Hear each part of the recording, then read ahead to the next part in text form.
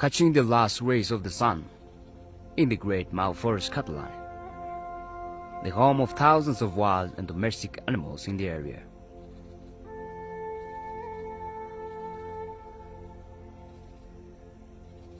A welcome by chirping birds in the environment.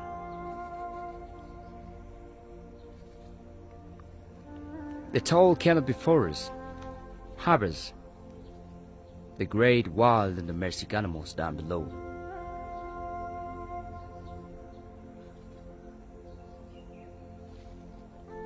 The movements of wild winds across the other side, the sizzling waters down below, gives a quench to the great wild and domestic.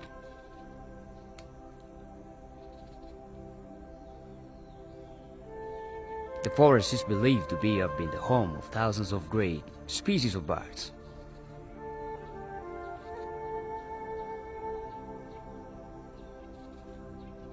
Across the forest is a bush of edible branches and leaves, not forgetting the sweet, juicy fruits lying on the edible trees below.